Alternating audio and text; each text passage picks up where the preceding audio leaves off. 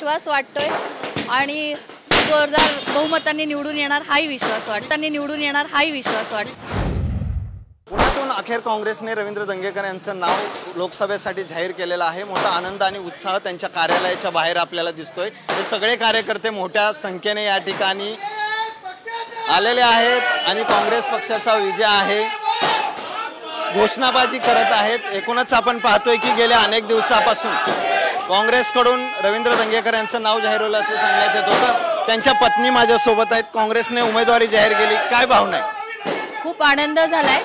महाविकास आघाडीच्या सर्व वरिष्ठ नेत्यांना मी धन्यवाद मानेल की त्यांनी मागच्या वेळेस सारखं परत विश्वास ठेवला आणि उमेदवारी जाहीर केली। खूप आनंद होतो। कशी तयारी केली आता लोकसभेची? आत्ता कुठे उमेदवारी जाहीर झाली आहे।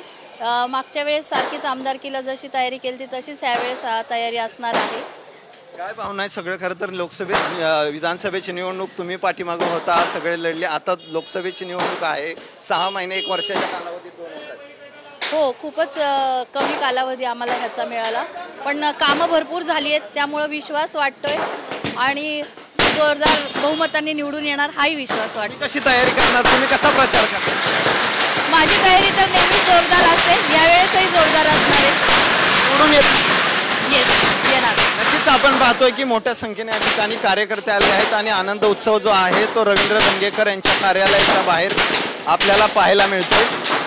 काँग्रेसकडून उमेदवारी जाहीर झाल्यानंतर कार्यकर्तेही त्यांच्या कार्यालयाच्या बाहेर आलेले आहेत आणि मोठा आनंद आणि उत्साह जो आहे तो साजरा करतायत। निवडणुकीमध्ये आता पुण्यात मुरलीधर मोहोळ विरोधात रवींद्र दंगेकर अशी लढत जी आहे ती सरळ होणार आहे। कॅमेरामन सुमित सचिन जाधव, साम टीव्ही न्यूज, पुणे।